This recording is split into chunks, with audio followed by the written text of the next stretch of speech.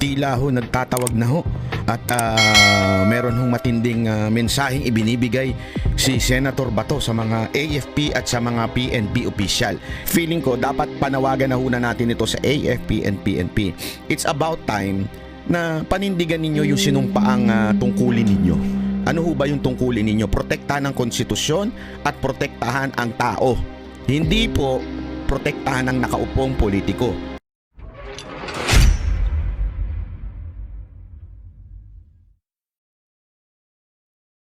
Ito ang mainit na balita na dapat malaman at mapanood ng taong bayan at pinag-uusapan ngayon sa mundo ng social media na tila ayaw ipalabas ng bayarang media. Sadyang unti-unti na talagang lumalabas ang buong katotohanan matapos umamin ng kasalukuyang Pangulo ngayon na si Bongbong Marcos Jr. sa publiko na di umano'y ubos na ang pondo para sa quick response ng pamahalaan dahil daw sa sunod-sunod na bagyo. Kasunod nito ay tila binulabog at binunyag sa publiko. Binasag ang katotohanan ni Senator Joel Villanueva ang umano'y 1 billion per day budget ng flood control projects ng gobyerno ngayon. Chief Presidential Legal Counsel of the Philippines na si Juan Ponce Enrile tila binasag na ang katahimikan at nagsalita na hindi man daw direktang pinangalanan ngunit datapwat na sampal ng buong katotohanan ang mga ilang buayang mababatas sa Kongreso at ang kasalukuyang gobyerno ngayon na pinamumunuan ng Marcos administration.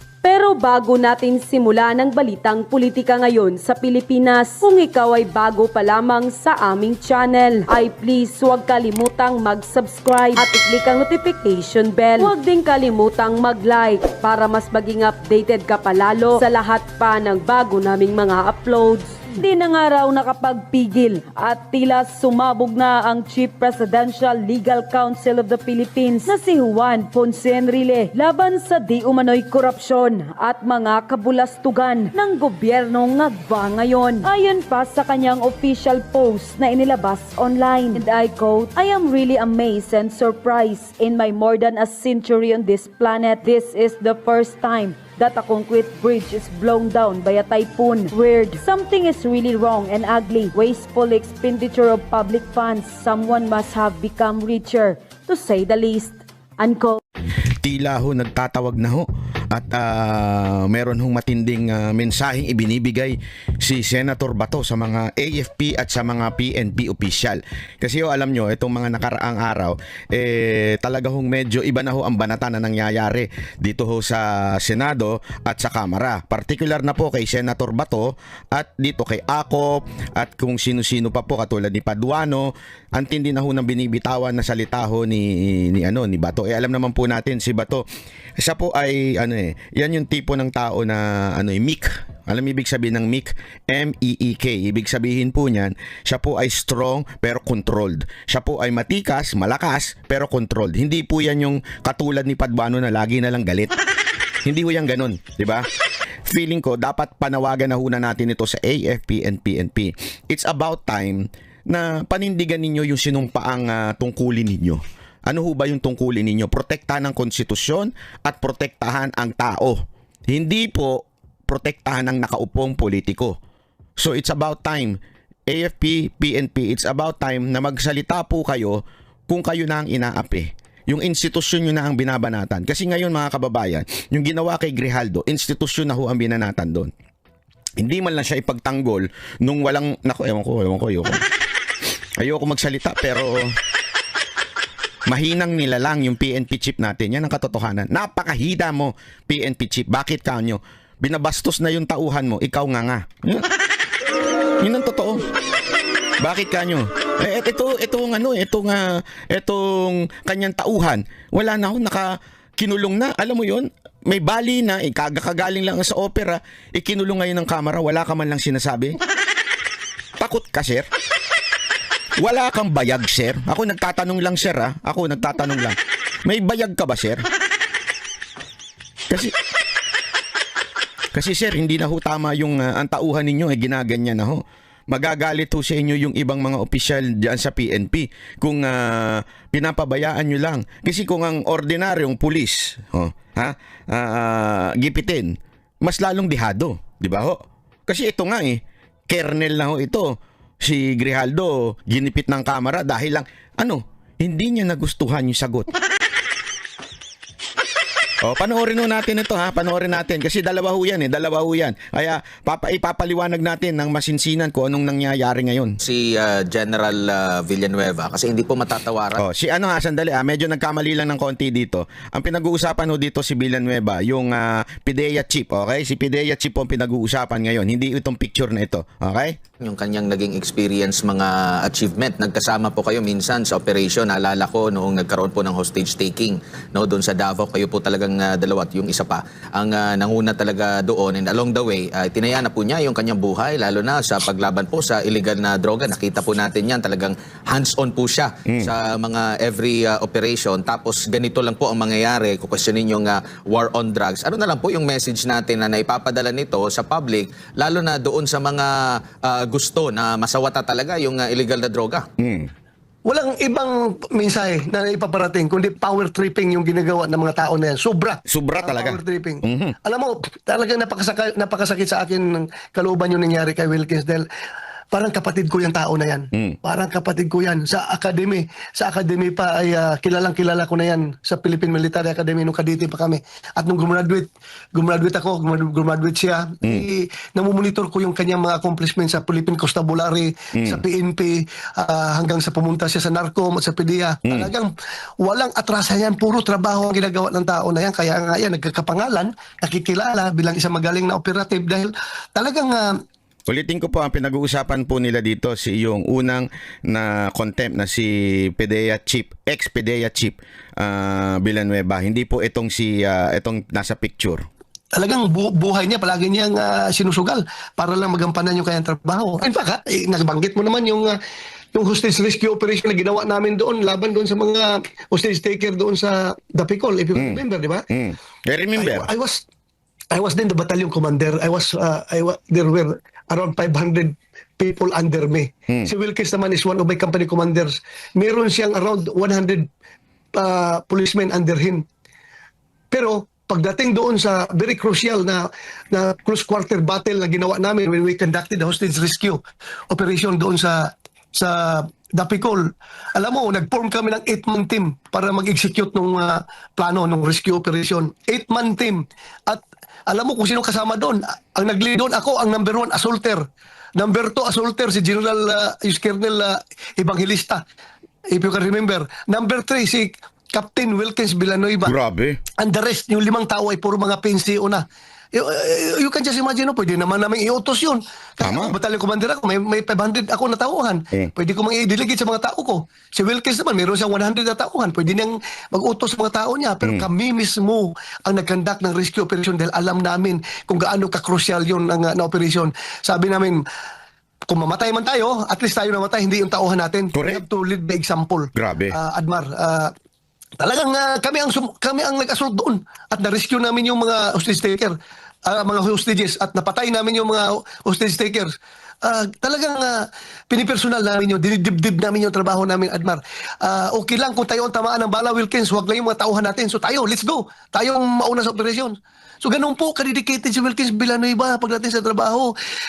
Mag-usap kami pagkatapos sa operasyon, si Wilkins. Yung tinamaan ng bala doon sa loob, kung yung bala na yun sa atin tumama, ano mangyari sa mga anak natin, Wilkins? Ang liliit pa ng mga anak natin. Sabi ni Wilkins sa akin, sir, okay lang sir kung mamatay tayo kaysa yung mga tauhan natin ang mamatay. Mas maliliit pa yung mga anak nila at mas kukunti ang pensyon na matanggap ng mga asawa nila. So, ganun po si Wilkins Kabayani para sa akin. Tapos ngayon, gaganunin lang na isang dating NPA, RPA, ABB na Grabe. naging congressman kung makapagsalita, ang yabang. Siya lang may hawak ng absolute truth. Yung ibang tao, wala nang lying na lahat ng tao. Siya lang may alam ng katotohanan. Ay nako, napakasakit para sa taong bayan at para sa mga sundalo at mga pulis na nakipaglaban dito sa mga NPA na ito. Grabe yun, ano? So, lumusob daw sila doon sa isang may doon. At kahit po sila ay maraming tauhan, si Bato at saka itong si Villanueva, ay hindi nila po inutos sa iba, sila mismo. Ang dahilan ni Villanueva, nung tinanong siya ni Bato, bakit pwede mo namang iutos na lang sa iba yan? Sabi niya, pag inutos ko sa iba, pag sila pa ang nadali, konti lang ang pensyon nila. At kawawa ho sila, mga bata pa naman sila. Ako, at least, official na, mataas pa yung pension ko, malaki ang matatanggap ng aking pamilya. Ganun ho yung tao. Tangina, ganun talaga kabayani yung tao. Tapos, sino ho ang magpapakontempt sa kanya? Isang utang. Ayoko na lang magsalita. Kasi nagbabakasyon po ako dito pero talagang umiinit ang ulo ko dito sa congressman na ito. Hindi ko maintindihan paano ang isang dating NPA, dating pinuno nung kanilang hit squad, naging congressman. Ang daming ang katanungan dito May nabasa ako kanina dyan sa social media. Sabi nung isang dating pulis din, sabi nila, ang pagkaalam pa nga namin, dapat may warrant na yan. Hindi naman po pwedeng nag-NPA ka, ikaw ay tinawag na terorista ng gobyerno. Ikaw ay kriminal dahil po ang NPA po ay kriminal. They are continuing rebelling against the government. Hindi na ho kailangan patunayan po yan. Yan po ay na ho yan. Alam na ho ng buong mundo yan. Ngayon, bigla ka lang sumuko. Ano yun? Erase na lang? Di ba? Tapos meron pa nga ako nakita sa social media na sinasabi, di umano daw hindi ako sure na di ba since siya ang pinuno nung grupo na yon. Okay? Di umano meron isang pangalan, nasa ibang pangalan hindi ho pangalan ni Paduano. Nasa ibang pangalan, iyon daw ay may warrant. Kaya lang, ang problema nga siyempre alam naman po natin sa mga ganyang grupo, iba-iba yung ginagamit, alias lang ang ginagamit nila. So yung warrant na yun nasa alias lang. At itinuturo, di umano daw, allegedly, ay si Paduano daw yun. Which is dapat pang patunayan. Okay? Kasi, again, alleged lang po yun ng isang nagsulat sa social media na isang dating pulis. Ang tanong ngayon, ako hindi na yun Hindi na sa akin yung whether may warrant ba siya o wala siyang warrant. It doesn't matter to me. The mere fact na it's documented, 'di ba? Pahanapin niyo, i-Google niyo po 'yan. At sigurado naman po ako, aminado rin naman po si Paduano na siya po ay dating NPA. 'Di ba? Sigurado naman ako kasi alam naman ho yan ng it's a public knowledge, ika nga. Bakit na andito to sa kamera? 'Di ba? Meron na ho ba itong pardon? Sino ho ba ang nagpardon dito? Para, sabihin, nagpatawad. Okay, sino ho ba? May programa ho ba na nagsabing siya ho ay may pardon na? Ano ho bang mga katibayan? Yan ho ay nagtinatanong ho ng taong bayan ngayon. Nauungkat dahil sa ginawa nito.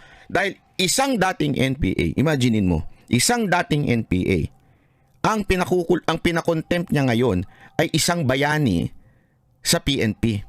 Ito. Inundina ng isang dating Chief PNP ang pagpapakulong ng Kamara kay dating Mandaluyong Police Chief Hector Grijaldo. Papakita natin ito Tingnan ninyo ito, kawalangyaan na ito Pinagtawadan pa talaga Ganito po kayo binababoy. PNP, ganito kayo binababoy ng Kamara. Papayag ba kayo? Tatahimik na lang po ba kayo panghabang buhay? Hindi, ako nagtatanong lang. Si MJ Mondihar, sa report! Sobrang bait na natin sa kanya, and I think it's the right time to make an appropriate motion. Sumusobra na siya. This is, I believe, his 4th time to skip the Quadcom, and pero sa Senate wala naman siyang rotator cuff syndrome. I'm sorry. Yan ang paghahanap ng mga kongresista. Ganyan nilait. Hindi man lang binigyan ng galang, ininsulto ang isang kernel na may bayag na sabihin, inutusan lang ako ng 2 congressman. Kay dating Mandaluyong City Police Chief Hector Grijaldo para padaluhin sa House Quadcom investigation sa issue ng extrajudicial killings at Pogo.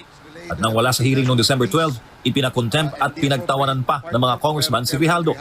I move to cite Colonel Hector Grijaldo in contempt, Mr. Chair. Seconded. Okay. There's a motion. I was waiting for Congressman Paduano to do that, but anyway, so there is a...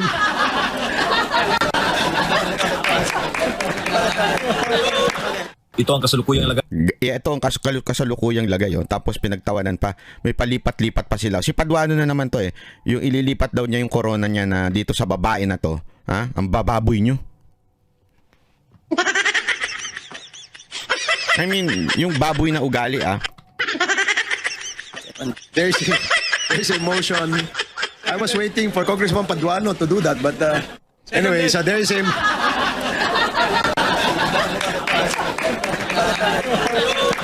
Ito ang kasalukuyang lagay ni Colonel Grijaldo na bagong opera sa kanyang balikat.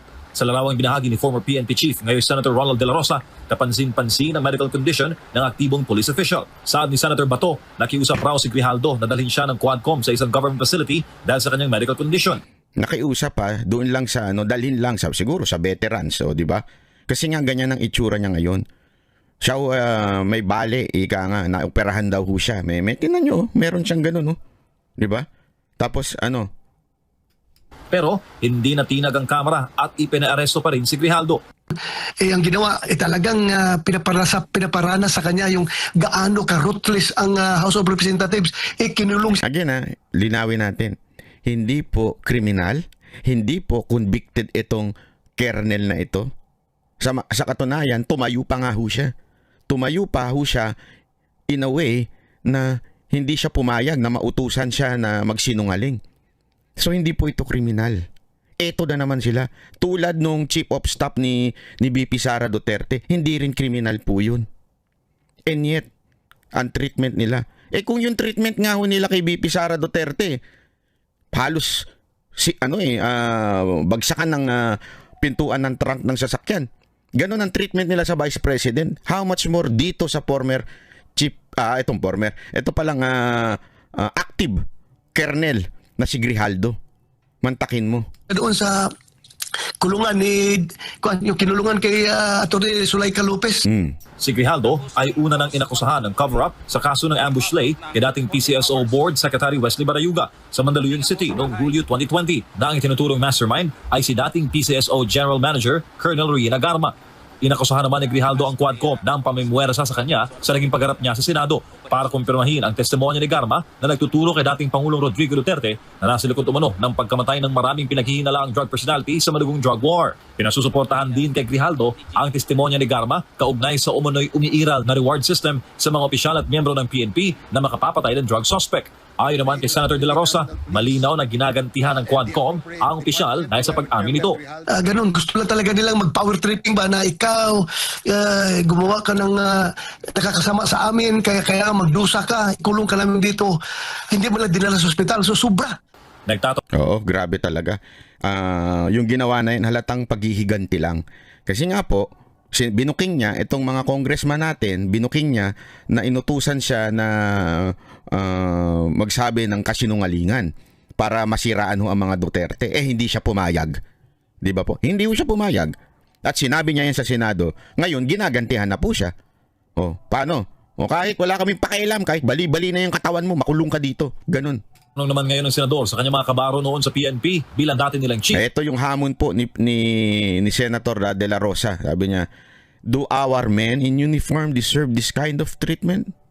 Yun ang tanong dun Kung akma ba ang trato ng Quadcom kay Colonel Grijaldo? So kaya nasabi ko, kung ako ang chief PNP, I will never allow Senator Bato, may bayag po kayo.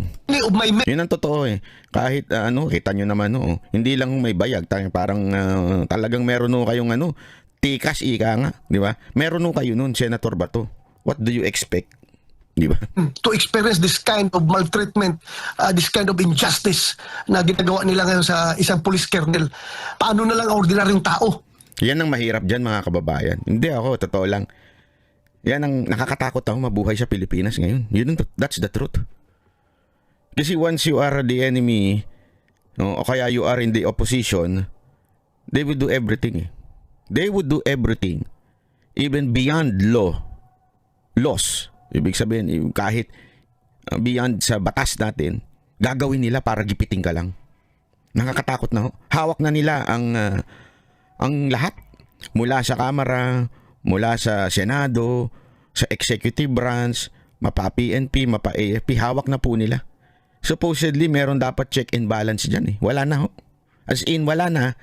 Kahit nga minsan sa husgado, nayayari po nila Lalo na pag sa fiscal level pa lang nayayari na nila.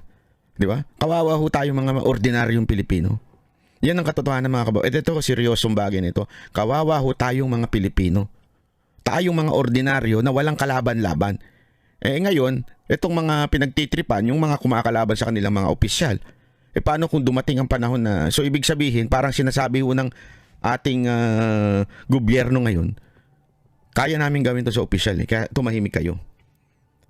Ikaw mamamayan ka, tumahimik ka. Kasi kaya naming tanggalan ng mga estrella. Kaya namin gaguhin ng mga opisyal kung gustuhin namin. Kaya kayo, tumahimik kayo. Ganun ang dating yan mga kababayan. Kaya nga ho, ako may hamon ho eh. May hamon po tayo sa AFP, sa PNP. Hindi magrebelde ha. Ulitin ko, hindi magrebelde, hindi magkudita o whatsoever. Hindi. May hamon lamang po ako sa inyo. Baka naman pwedeng magsalita na kayo. Baka naman pwedeng this time magsalita na kayo at sabihin ninyo hindi tama ho ito. Hindi ho tama na